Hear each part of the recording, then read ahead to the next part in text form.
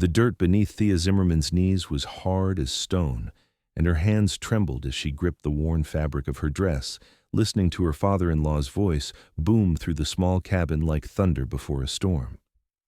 She had known this moment would come, had felt it approaching like a shadow creeping across the sun, but nothing could have prepared her for the cold finality in Silas Zimmerman's eyes as he stood before her husband Marcus, declaring that a barren wife was worse than no wife at all.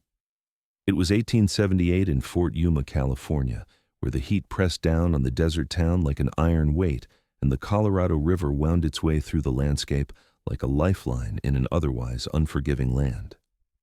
Thea had been married to Marcus for 3 years, 3 long years of trying and failing to give him a child, 3 years of watching hope drain from his eyes and replace itself with something harder, something that looked too much like resentment. She was 22 years old, and already her life felt like it was ending. "There's a cattle auction tomorrow," Silas said, his voice cutting through the thick air of the cabin. He was a large man, broad-shouldered and gray-haired, with hands that looked like they could break bone without much effort. "A man needs a wife who can give him sons, Marcus. This one has had her chance." Marcus stood by the window, his back to both of them, and Thea searched his profile for some sign of protest, some indication that he would stand up to his father and defend her. But his jaw remained set, his eyes fixed on something in the distance, and she felt her heart crack like dried earth. "The traders will be there," Silas continued, as casually as if he were discussing livestock, which Thea supposed she had become in his eyes. "Some of them take women who need new situations. She'll fetch enough to cover what you paid for the wedding at least." Thea found her voice then, small and shaking but present. "Marcus, please." He turned to look at her finally, and what she saw in his face made her wish he had kept his back turned. There was guilt there, yes, but also resignation, and beneath it all, relief. He wanted this, she realized with a jolt that felt like a physical blow. He wanted to be free of her, free of the reminder of his own failure to father a child, never mind that the fault might not lie with her at all. It's for the best, Thea," he said, and his voice was gentler than his father's, but no less final. "You'll have a chance at a new life somewhere else, and I'll have a chance at a son." She wanted to scream at him that she loved him, that she had tried everything she knew to conceive, that 3 years was not so very long in the grand scheme of things, but the words died in her throat because she could see that none of it mattered. She had failed in the one thing that mattered most to these men, and now she would pay the price. That night, she lay on her thin mattress in the corner of the cabin, listening to Marcus's breathing from the bed they no longer shared, and tried to imagine what tomorrow would bring. She had heard stories about women who were sold or traded, women who ended up in brothels or as unpaid servants in distant households. She had heard darker stories too, ones that made her pull her blanket tighter around her shoulders, despite the heat that never seemed to leave Fort Yuma, even after the sun went down. When dawn broke hot and bright over the desert, Silas came for her. He bound her wrists loosely with rope, not tight enough to hurt but enough to make his intentions clear, and led her through the dusty streets of Fort Yuma toward the central square, where the cattle auction was held every month. Thea kept her head down, shame burning in her cheeks as she felt the eyes of her neighbors on her. Some of the women she had considered friends looked away quickly. Others stared with a mixture of pity and gratitude that it was not them being led like livestock through the streets. The square was already crowded with men examining cattle and horses, their voices raised in negotiation and argument. The smell of animals and dust and sweat hung heavy in the air, and Thea felt her stomach turn. Silas led her to a wooden platform at the edge of the square, where a man with a weathered face and a ledger was overseeing transactions that did not involve livestock. "Got a woman here," Silas said without preamble. "Young, healthy, good cook and seamstress. 3 years married." The man with the ledger looked Thea up and down with the same assessing gaze he might give a horse. "Any children?" "No," Silas said flatly, "but she's strong and willing to work." The word barren hung unspoken in the air between them, and Thea felt tears prick at her eyes. She blinked them back fiercely, refusing to give Silas the satisfaction of seeing her cry. "I'll put her in the afternoon lot," the ledger man said. "Might get you $50 if you're lucky." $50. That was what 3 years of her life was worth, what she had been reduced to. Thea felt something inside her go numb, a mercy her mind granted her body. She was made to stand on the platform with two other women, both older than her, both with stories written in the lines of their faces that Thea did not want to read. The sun climbed higher, and the heat became oppressive, but she barely noticed. She was somewhere else in her mind, somewhere cool and distant where none of this was happening. The auction started, and the first woman was sold quickly to a mine owner looking for a cook. The second woman took longer, her age working against her, but eventually, a rancher from somewhere north of Fort Yuma raised his hand and claimed her. Then it was Thea's turn. Next, we have a young woman, 22 years old, the auctioneer called out, his voice carrying across the square. Strong, healthy, experienced in household duties. Do I hear $20? Thea's eyes scanned the crowd, and what she saw there made her want to disappear entirely. There were men looking at her with calculation, with hunger, with something that made her skin crawl. She searched desperately for Marcus, hoping against hope that he had changed his mind and come to buy her back himself, to tell her this had all been a terrible mistake. But he was nowhere to be seen. $20, someone called out, and the bidding began. The price climbed slowly, reluctantly. 25, 30, 35. Thea felt like she was watching it happen to someone else, like she was floating above her own body. Then a voice cut through the crowd, clear and firm. $100. The square went quiet. Thea's eyes found the speaker, and her breath caught. He was tall, probably in his mid-20s, with sun-darkened skin and dark hair that curled slightly at his collar.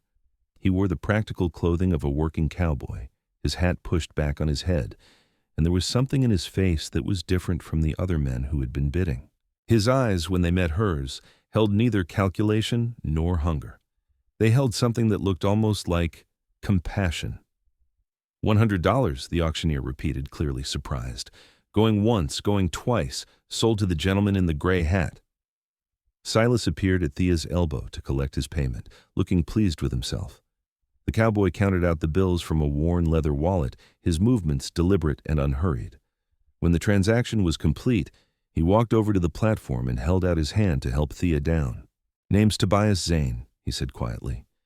I have a small ranch about 10 miles north of here. I could use help around the place if you're willing to work. Thea took his hand because she had no other choice, feeling the calluses on his palm, the strength in his grip. Thea, she said, her voice barely above a whisper, Thea Zimmerman. Not anymore, you're not, Silas interjected with satisfaction. You're not a Zimmerman now. Something flickered in Tobias's eyes, a flash of anger quickly controlled. Let's go, he said to Thea, and there was a gentleness in his voice that made her throat tighten. Let's get you out of here. He led her to a horse and wagon at the edge of the square, helped her up onto the seat and untied the rope around her wrists without a word. Thea rubbed at the red marks on her skin and watched as Fort Yuma began to recede behind them, the town that had been her home for 3 years now, the place of her greatest humiliation. They rode in silence for a long time, the desert stretching out on either side of them, endless and unforgiving. The sun beat down relentlessly, and Thea felt sweat trickle down her back, but she barely noticed. Her mind was still trying to process what had happened, trying to understand how her life had changed so completely in the span of a single day. I'm not expecting anything from you that you're not willing to give, Tobias said finally, breaking the silence. His eyes stayed fixed on the road ahead. I bought you because what was happening back there was wrong, and I had the means to stop it, but you're not my property, no matter what that paper says. You're free to leave whenever you want. Thea turned to look at him, studying his profile. He had a strong jaw, a straight nose, and lines around his eyes that spoke of time spent squinting into the sun. Why? She asked. Why would you spend that much money on someone you don't know? He was quiet for a moment, and she thought he might not answer. Then he said, My mother was sold once when I was a boy. By my father, when times got hard and he decided he needed the money more than he needed a wife. A man bought her to work in his saloon, and I never saw her again. I was 10 years old. He paused, his hands tightening on the reins. I swore then that if I ever had the chance to stop the same thing from happening to someone else, I would. Today, I had the chance. The raw honesty in his words struck something deep in Thea's chest, and for the first time since Silas had announced his intentions, she felt something other than numb despair. I'm sorry, she said softly. About your mother. He nodded, acknowledging her words, but not dwelling on them. The ranch is small, he continued, just me and about 200 head of cattle. I have a cabin, nothing fancy, but it's solid, and it keeps out the heat during the day and the cold at night. There's a separate room you can have, your own space. I'll expect you to help with cooking and mending and such, if you're willing, but beyond that, you make your own choices about what you do with your time. Thea did not know what to say. She had expected so many different scenarios when she stood on that platform, but this had not been one of them. A man who bought her freedom rather than her servitude, a man who spoke of separate rooms and choices. It seemed too good to be true, and she felt a flicker of suspicion. What's the catch? She asked. Tobias glanced at her then, and the corner of his mouth quirked up in something that was not quite a smile. No catch, he said.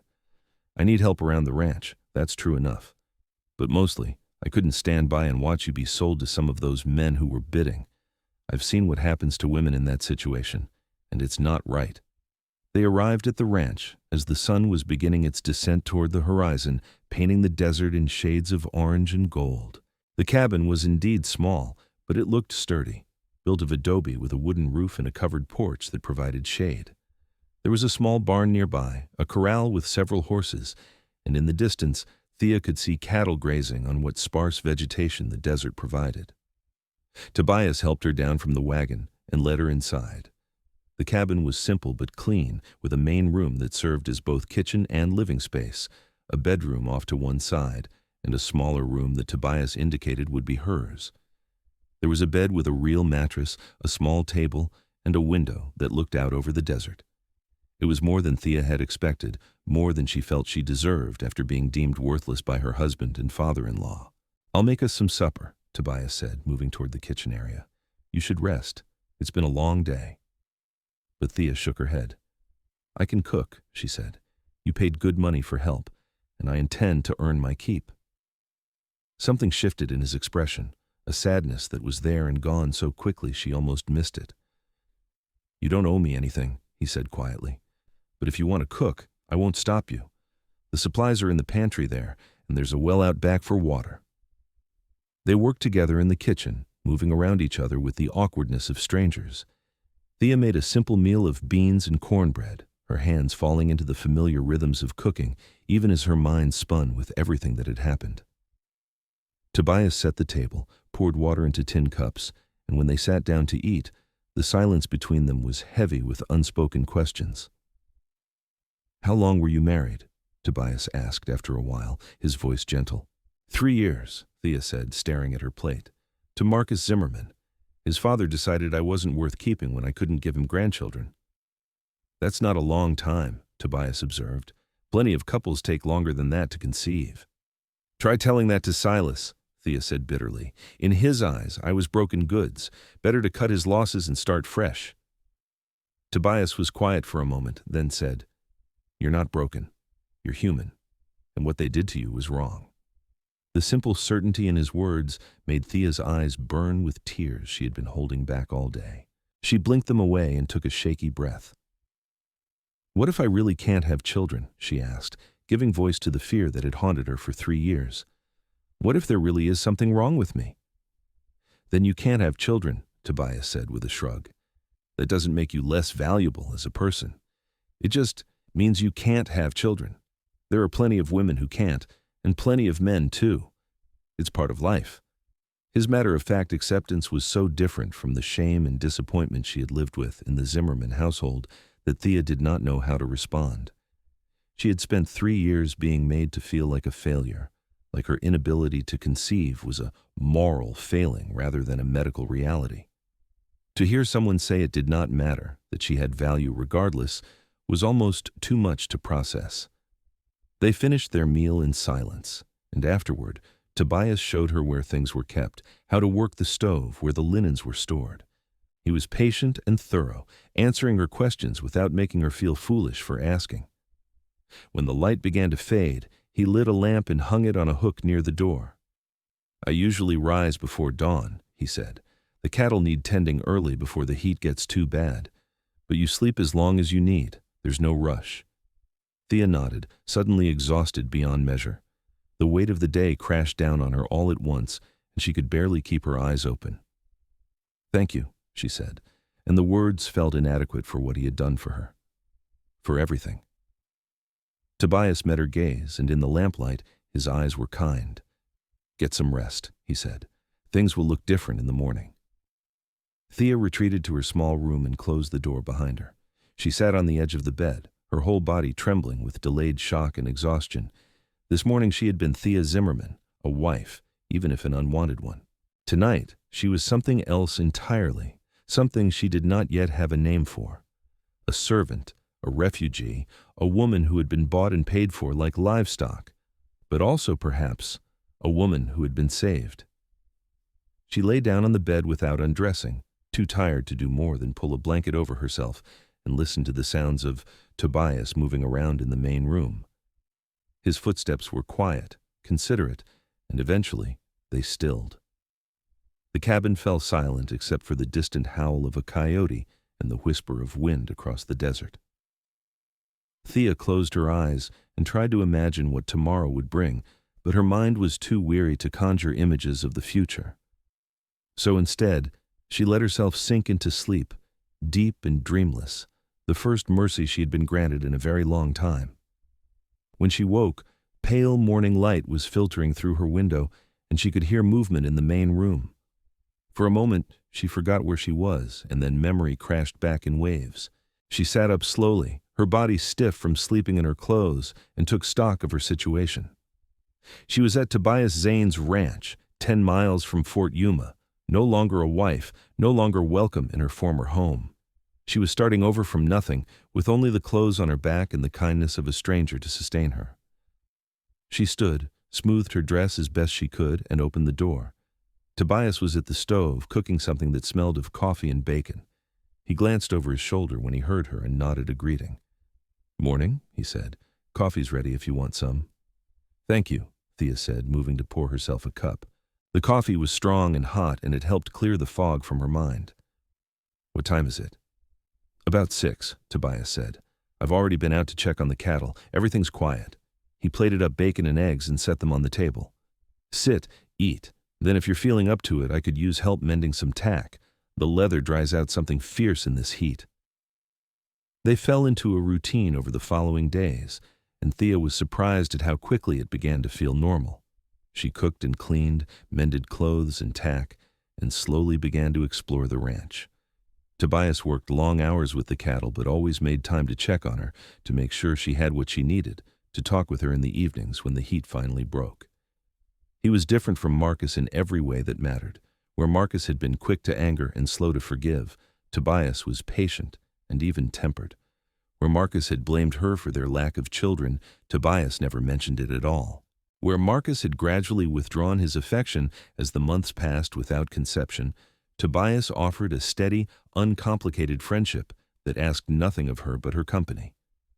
At first, Thea was wary, waiting for the other shoe to drop, for Tobias to reveal some hidden expectation or demand. But days turned into weeks, and he remained exactly what he had presented himself to be, a kind man who had done a good thing and expected nothing in return. She found herself looking forward to their evening conversations when they would sit on the porch and watch the sun set over the desert. Tobias would tell her about the cattle, about the challenges of ranching in such unforgiving country, about his dreams of expanding the herd and maybe building a larger house someday. Thea would talk about her life before Marcus, about growing up in a small town in Nevada, about her mother who had taught her to sew and cook and who had died when Thea was 16. "Do you miss being married?" Tobias asked one evening, the question coming out of nowhere. Thea considered it carefully. "I miss what I thought marriage would be," she said finally. "I miss the hope I had when I first married Marcus, the belief that we would build a life together. But the reality of being married to him, especially these last few months, no, I don't miss that." Tobias nodded, his eyes on the horizon. "He was a fool to let you go." The words were simple, but they struck Thea with unexpected force. "He didn't have a choice," she said quietly. "His father made the decision." "He could have fought for you," Tobias countered, "could have stood up to his father and said no. The fact that he didn't tells you everything you need to know about what kind of man he is." Thea had thought the same thing herself, but hearing someone else say it made it feel more real, more validated. "I tried so hard," she whispered, "to give him a child. I wanted it too, you know. I wanted to be a mother." "I know," Tobias said, and his voice was gentle. "But it takes two people to make a child, and for all anyone knows, the fault could have been with him just as easily as with you. Men don't like to admit that, though. Easier to blame the woman." Thea turned to look at him, this man who had bought her freedom and asked nothing in return, who spoke to her like an equal and treated her with a respect she had forgotten she deserved. "Why are you so different?" she asked. "From other men, I mean. Where did you learn to think this way?" He was quiet for a long time, long enough that she thought he might not answer. Then he said, "When my mother was taken from me, I saw what it did to her. I saw the fear in her eyes, the helplessness, and I saw how easily the men around me accepted it, like it was just the way things were. I decided then that I never wanted to be that kind of man, never wanted to be someone who could hurt another person and justify it by saying it was necessary or normal or right." "Your mother would be proud of you," Thea said softly. Tobias's jaw tightened. "I hope so," he said. "I hope wherever she is, she knows I didn't forget her, that I didn't become like him." The vulnerability in his voice made Thea's heart ache. She reached out tentatively and placed her hand over his where it rested on the porch railing. He stiffened for a moment, then relaxed, turning his hand to clasp hers gently. They sat like that as the sun dipped below the horizon and the stars began to appear, their hands linked, two people who had been hurt by the world finding solace in each other's company. As the weeks stretched into months, something shifted between them. The careful distance they had maintained began to narrow, replaced by a growing ease and affection. Thea caught herself watching Tobias as he worked, admiring the strong lines of his body, the competent way he handled the horses and cattle. She noticed the way his eyes crinkled when he smiled, the way his rare laughter sounded like music she had not known she was missing. And she saw the way he looked at her too, with a warmth that went beyond simple friendship, a tenderness that made her breath catch. But he never pushed, never crossed the invisible line he had drawn when he first brought her to the ranch. "Your own space," he had said, "your own choices." It was Thea who finally bridged that gap, who decided that she wanted more than the careful friendship they had built. It happened on an evening in late fall, when the desert air had finally cooled, and they could sit outside without being oppressed by heat. They had been talking about nothing in particular, and Thea had been struck by a sudden, overwhelming sense of gratitude for this man who had saved her, who had given her back her dignity and her hope.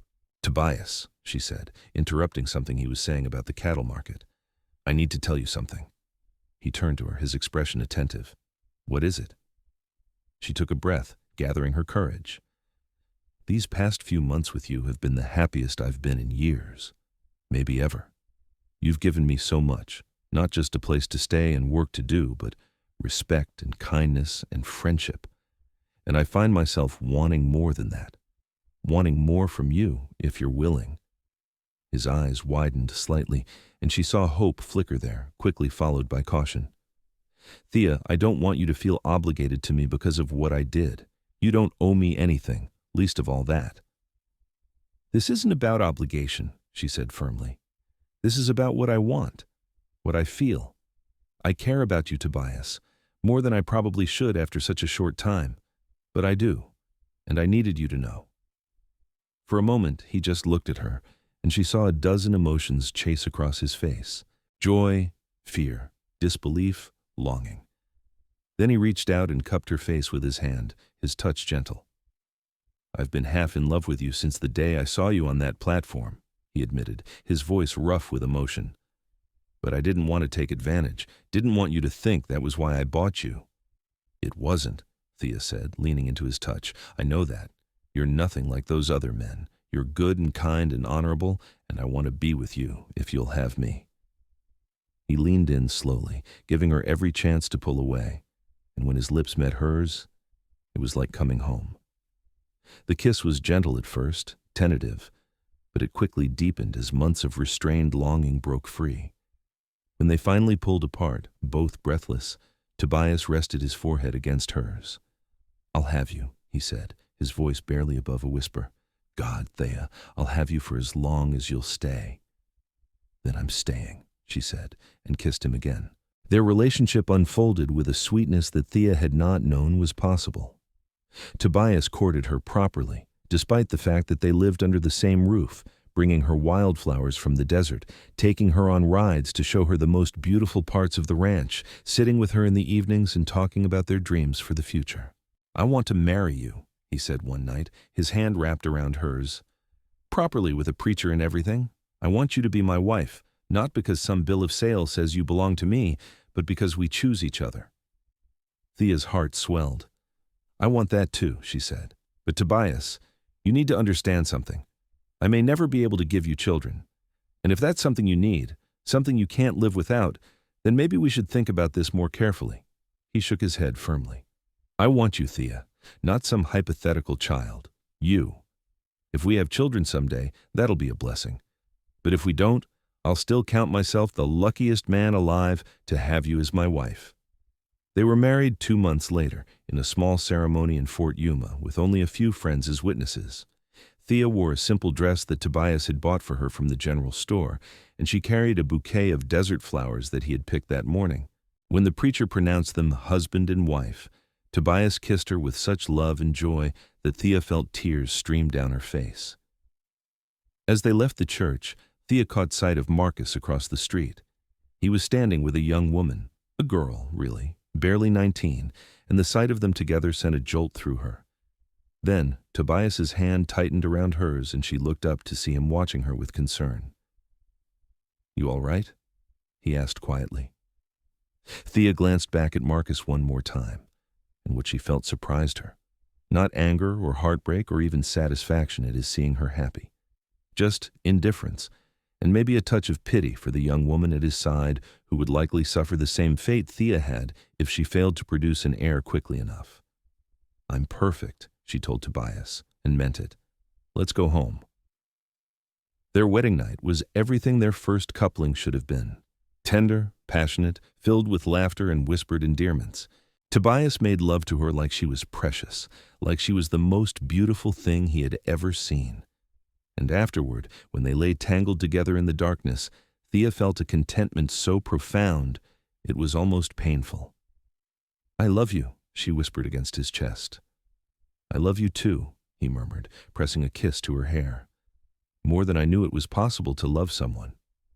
They fell asleep like that, wrapped in each other's arms, and when Thea woke the next morning to find Tobias watching her with a soft smile on his face, she knew she had found something she had thought was lost to her forever.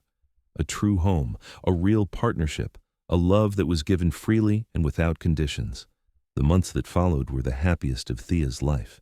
She and Tobias worked side by side to improve the ranch, expanding the herd and making repairs to the cabin and barn.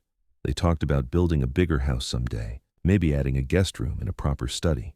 They made plans and dreamed dreams, and through it all, their love for each other only grew stronger.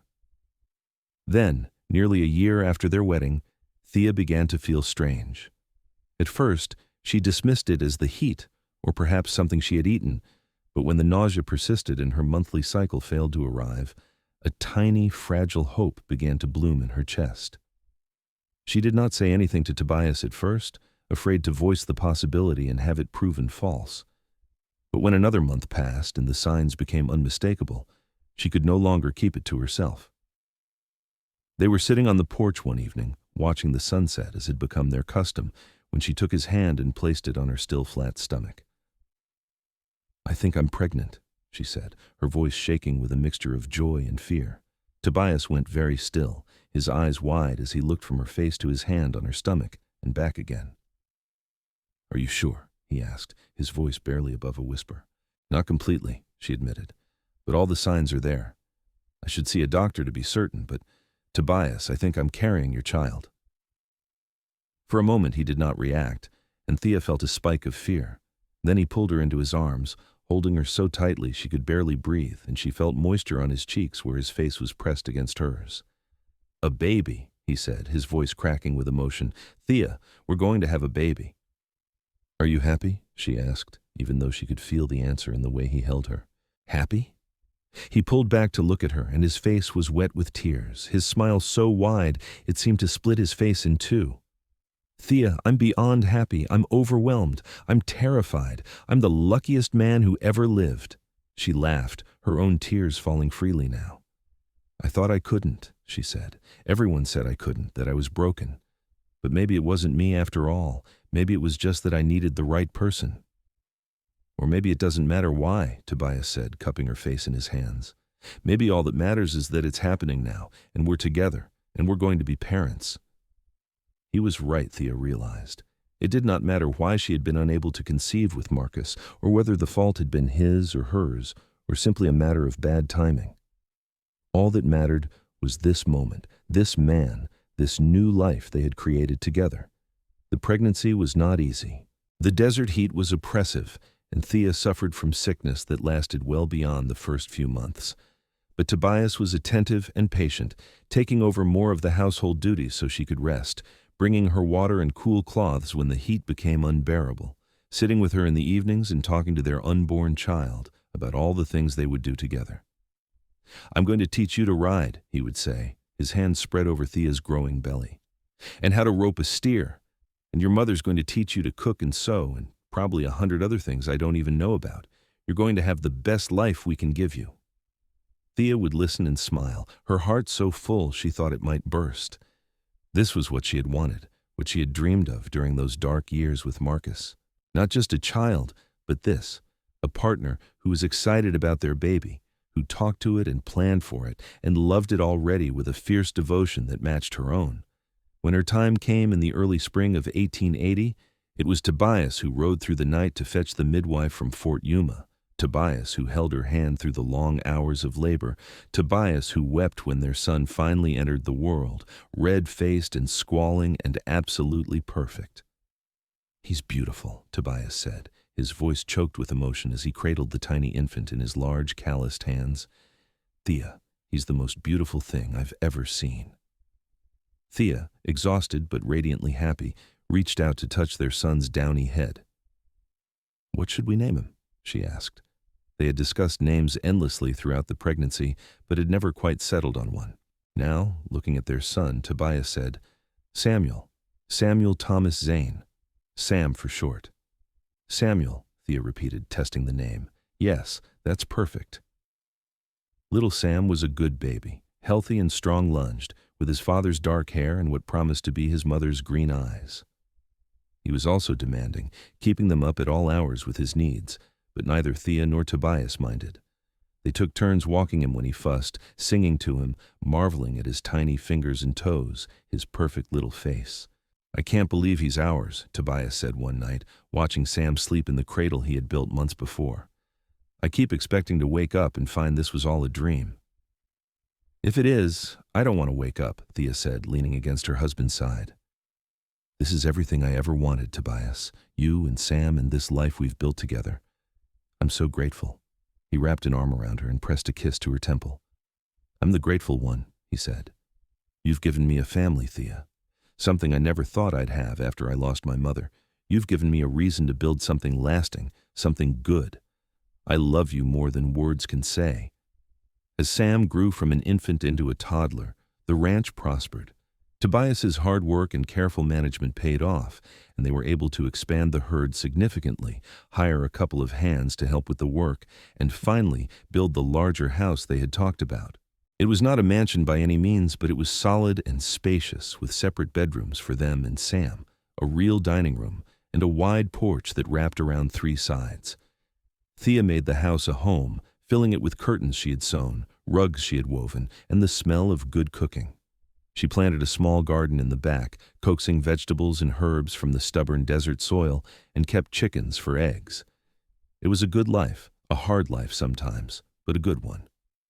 When Sam was 2, Thea found herself pregnant again, and this time the pregnancy was easier, her body more accustomed to the process. Tobias was just as devoted and excited as he had been the first time, perhaps even more so because he knew what to expect. Their daughter was born in the winter of 1882, during one of the rare cold snaps that sometimes hit the desert. She was smaller than Sam had been, but just as healthy, with a shock of dark hair and lungs that could rival her brother's. "Grace," Thea said when she first held her daughter, the name coming to her with certainty. "Grace Elizabeth Zane." "Perfect," Tobias agreed, leaning in to kiss first his wife, then his daughter. "Absolutely perfect." With 2 young children, the house was chaotic but filled with laughter and love. Sam adored his little sister, even when she cried or grabbed his toys, and Thea and Tobias worked together to manage the demands of parenting while also running the ranch. There were hard times, of course. Years when the rains did not come and the cattle suffered, years when sickness swept through the herd and they lost animals they could not afford to lose. But they weathered those storms together, supporting each other, finding solutions, never giving up. And through it all, their love for each other only deepened. Tobias remained the steady, kind man he had always been, quick to praise and slow to anger, always putting his family first. Thea blossomed under his love, becoming more confident, more sure of herself and her worth. The scared, broken woman who had stood on that auction platform seemed like a distant memory, someone from another lifetime. When Sam was 8 and Grace was 6, Thea found herself pregnant for the 3rd time. She was 32 now, and this pregnancy was more tiring than the previous 2, but she was no less happy about it. Tobias fussed over her even more than usual, insisting she rest and let him handle more of the household duties. "You've given me so much already," he told her one evening as they sat together after the children were in bed. 2 beautiful, healthy children. A home I'm proud of. A life I couldn't have imagined when I was a boy watching my mother being taken away. I don't need another child, Thea. I just need you." "I know," she said, taking his hand. "But I want this baby too, Tobias. I want to give Sam and Grace a sibling, and I want to see you be a father again. You're so good at it." He smiled at that, the soft, private smile he reserved just for her. "Only because you're such a good mother," he said, "and such a good wife. I love you, Thea, more than I did yesterday, and not as much as I will tomorrow." Their 3rd child, another boy they named Joshua, was born in the spring of 1887. He was the calmest of their 3 children, content to observe the world with wide, solemn eyes, rather than demanding its immediate attention like his older siblings. With 3 children and a thriving ranch, Thea and Tobias were busier than ever, but they made time for each other, for stolen moments on the porch after the children were asleep, for quiet conversations and gentle touches that reminded them of why they had fallen in love in the first place. One evening, when Joshua was about 6 months old, Thea stood on the porch watching Tobias teach Sam and Grace how to properly care for a horse's hooves. The children were attentive, eager to learn, and Tobias was patient and encouraging, his voice carrying across the yard in the cooling evening air. Thea's hand drifted to her stomach, still not quite flat after Joshua's birth, and she thought about how different her life might have been if Tobias had not been at that auction, if some other man had bought her, if she had ended up in a brothel or a mine camp or dead in the desert, if she had never known what it was to be truly loved, truly valued, truly seen as a whole person rather than just a potential vessel for children. But Tobias had been there. He had seen her and saved her and loved her, and in doing so had given her everything she had thought was lost. A home, a family, a purpose, a love that sustained her through hard times and made the good times sweeter. She heard footsteps behind her and turned to find Tobias approaching, having left the children to finish the task on their own. He wrapped his arms around her from behind, resting his chin on her shoulder. "What are you thinking about?" he asked, his voice a low rumble against her back. "How lucky I am," she said simply. "How different everything might have been. How grateful I am that you were there that day." He turned her in his arms so he could look at her face. "I'm the lucky one," he said seriously. "You could have been broken by what happened to you, Thea. You could have been bitter and angry and closed off, but instead, you opened your heart and took a chance on me, on this life. That took courage I can't even imagine. You made it easy," she said, reaching up to cup his face. "You showed me what love was supposed to be like. Patient and kind and generous. You healed something in me I didn't even realize was broken." "You healed something in me too," he said quietly. "That little boy who lost his mother, who swore he would never be like his father, you gave him a family to love and protect. You gave him a reason to be the man he wanted to be." They stood like that for a long moment, holding each other as the sun set, and their children's voices drifted across the yard. Then Joshua started crying from inside the house, and they broke apart with a laugh. "I'll get him," Tobias said, but Thea shook her head. "We'll both go," she said, taking his hand. "Together." They walked into the house side by side, partners in every sense of the word, ready to face whatever came next, because they had each other and their children, and a love that had been born out of tragedy, but had grown into something beautiful and strong and enduring. The years continued to pass, marked by the growth of their children and the steady rhythm of ranch life. Sam grew tall and serious, with his father's work ethic and his mother's compassion. Grace was spirited and clever, always asking questions and pushing boundaries in ways that both frustrated and delighted her parents. Joshua remained the quiet observer, content with his own company but fiercely loyal to his siblings. When Sam turned 16, Tobias gave him more responsibility on the ranch, teaching him the business side of cattle ranching, preparing him to someday take over if he wanted. Sam took to it naturally, and Thea could see the pride in Tobias's eyes as he watched their son grow into a capable young man. Grace, at 14, announced that she wanted to be a teacher, and Thea and Tobias supported her ambition, making arrangements for her to attend a school in Fort Yuma where she could get the education she needed. It meant she would be away from home during the week, and Thea felt the loss acutely, but she was proud of her daughter's determination and independence. Joshua, at 9, was still finding his way, but he had a talent with animals that surpassed even his father's, able to calm a spooked horse or tend to a sick calf with an instinctive gentleness that was remarkable to witness. As Thea watched her children grow and thrive, she sometimes thought about Marcus and Silas Zimmerman, wondered what had become of them. She had heard through the grapevine that Marcus had married 3 more times, each marriage ending when his wife failed to produce a child. The pattern suggested that perhaps the fault had indeed been his all along, but Thea felt no satisfaction in that knowledge, only a distant pity. She had forgiven them, she realized, not because they deserved it, but because carrying anger would have poisoned the beautiful life she had built. They had hurt her, but they had not destroyed her, and in a strange way, they had led her to Tobias. She could not quite bring herself to be grateful to them, but she could let go of the resentment that might otherwise have weighed her down. One afternoon in late summer, when the heat was at its peak and everyone was moving slowly to conserve energy, a rider appeared on the horizon. Thea, who was hanging laundry, shaded her eyes and watched as the figure approached. It was unusual for them to have visitors out here, and she felt a flutter of unease. As the rider drew closer, Thea recognized her with a start. It was a woman, thin and weathered, with gray hair and eyes that seemed to have seen too much. She rode with the careful posture of someone in pain, and when she dismounted near the porch, she moved stiffly. "Can I help you?" Thea asked, approaching cautiously. The woman looked at her with an intensity that made Thea uncomfortable. "I'm looking for Tobias Zane," she said, her voice rough as if from disuse. "I was told he lives here." "He's out with the cattle," Thea said. "Should be back within the hour. Can I tell him what this is about?" The woman's eyes filled with tears, and she swayed slightly on her feet. Thea rushed forward, concerned, and helped her to a chair on the porch. "Let me get you some water," she said. "You look like you've been riding hard." She brought water and watched as the woman drank deeply, some color returning to her pale cheeks. "Thank you," the woman said. "I'm sorry to intrude. I just needed to find him." "Find who?" Tobias's voice came from behind them, and Thea turned to see her husband approaching, having apparently finished with the cattle earlier than expected.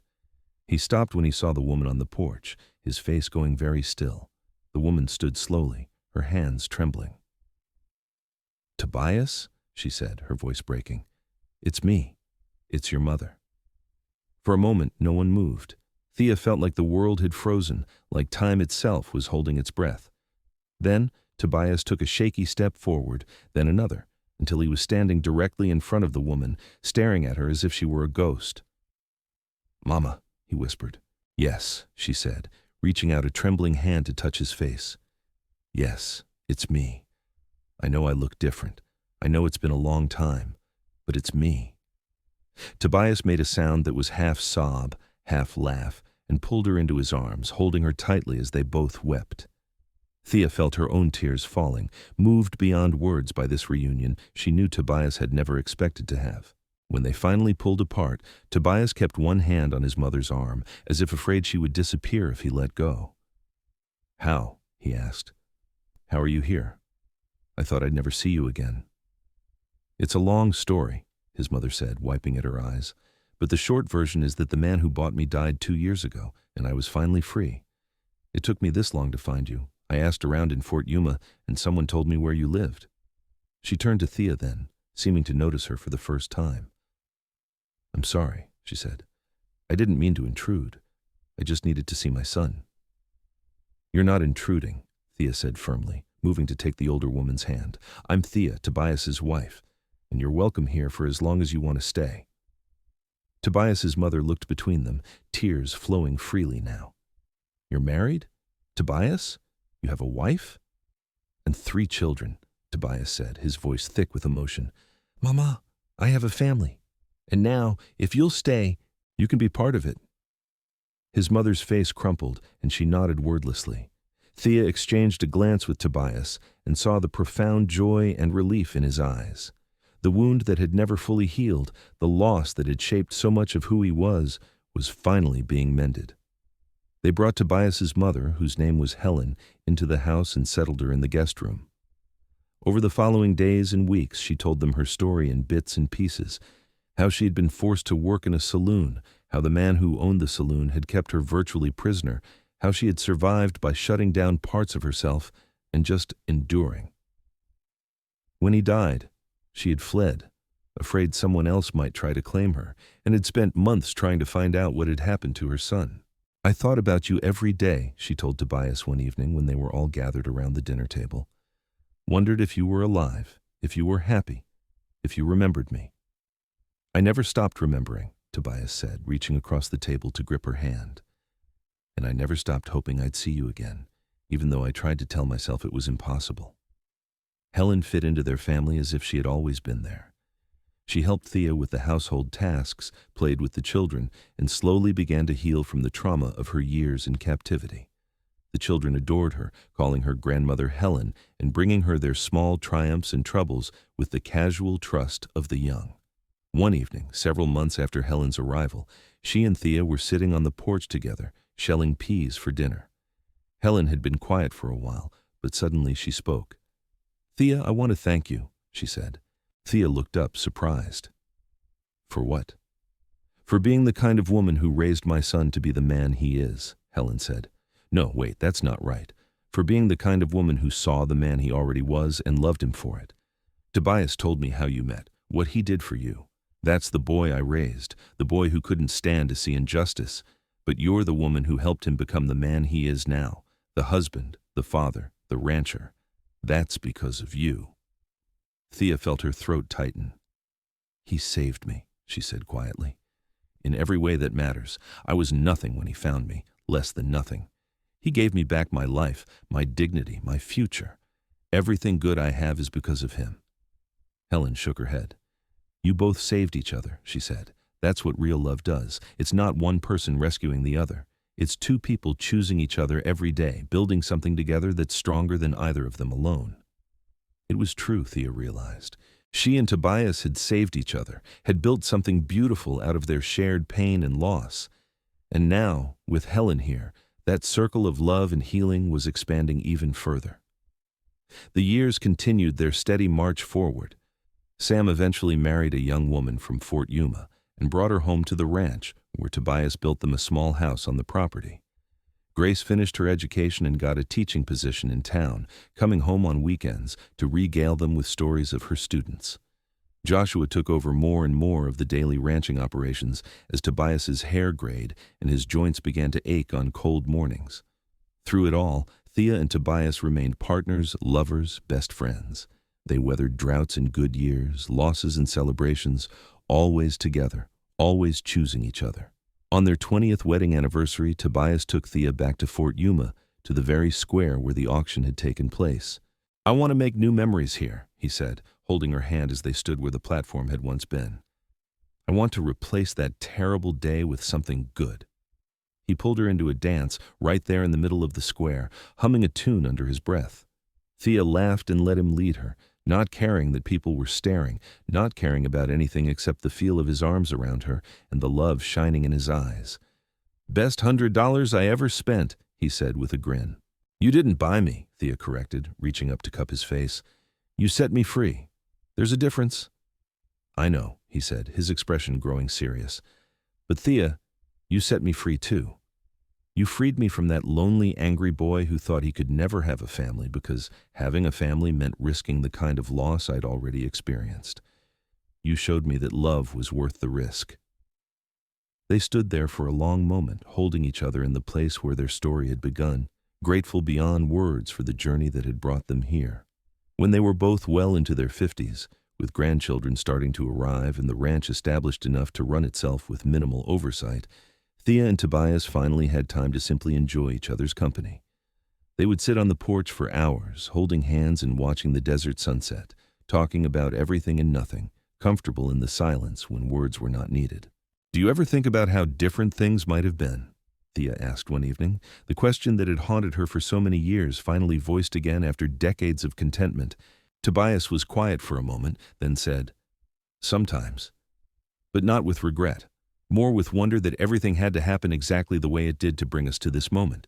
If Marcus had been a better husband, if his father hadn't sold you, if I hadn't been at that auction that day, if I'd been too scared or too practical to spend that money on you, we wouldn't have this life. So I'm grateful for all of it, even the parts that were painful, because they led me to you." Thea leaned her head on his shoulder, feeling the solid warmth of him, the steady beat of his heart. "I love you," she said. "I have loved you for so long now that I can barely remember what it felt like not to love you." "I know exactly what you mean," he said, pressing a kiss to her hair. "You're the best part of my life, Thea. Always have been. Always will be." They sat like that as the stars began to appear overhead. Two people who had found each other in the worst of circumstances and built something beautiful together. They had weathered storms, both literal and figurative, had raised children and built a legacy, had loved and been loved in return. Helen passed away peacefully in her sleep when she was 78, content in the knowledge that her son had built a good life and surrounded by the family that had embraced her as their own.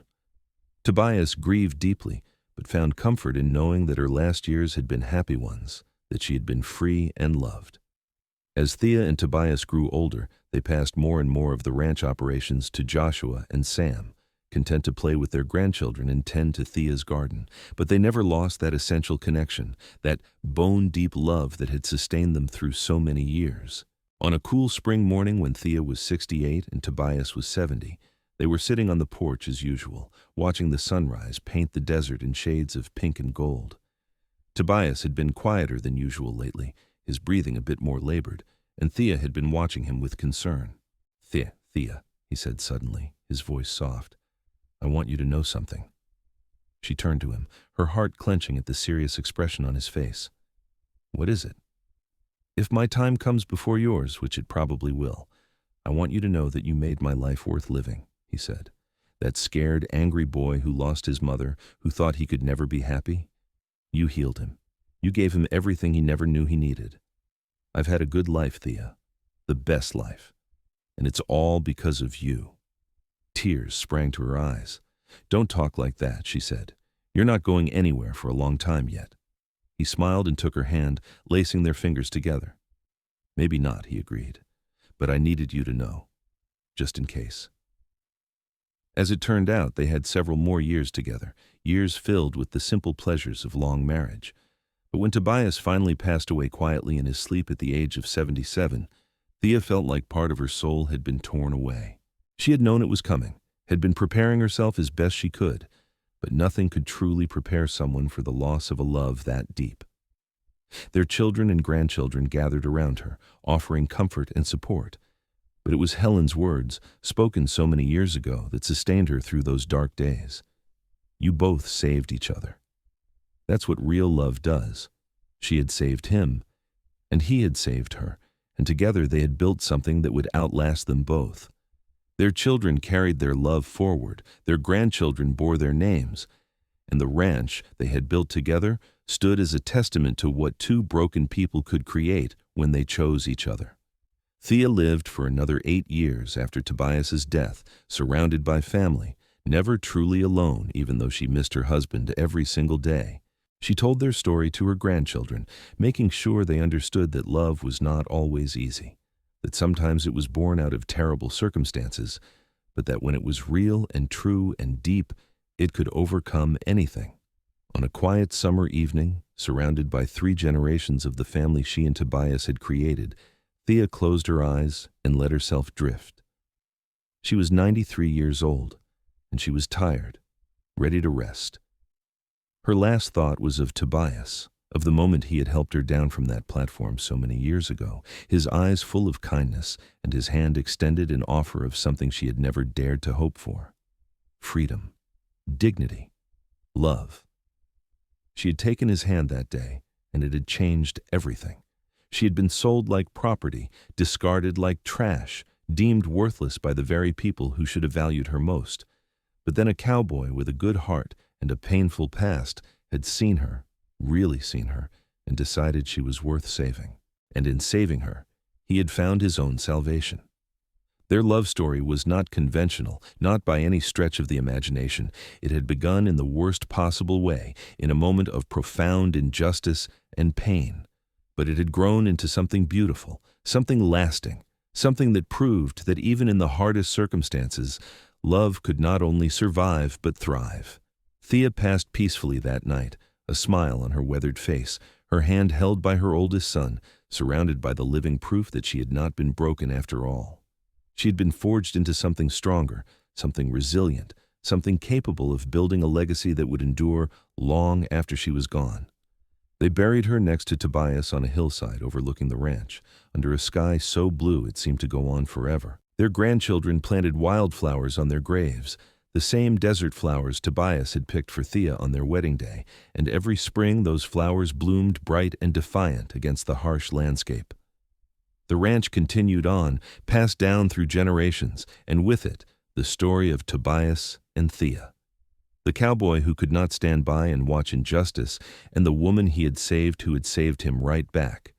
A love story that had begun in darkness but had ended in light, proving that sometimes the most beautiful things grow in the most unlikely places. And on quiet evenings, when the desert wind whispered through the canyons and the sun painted the sky in impossible colors, if you listened carefully, you could almost hear it. The sound of 2 people dancing in an empty square, choosing each other, choosing love, choosing to believe that even broken things could be made whole again. Their story was not just one of survival, but of triumph. Not just of endurance, but of joy. Not just of 2 people falling in love, but of 2 people choosing every single day to keep loving, to keep building, to keep believing that what they had was worth fighting for. And it was.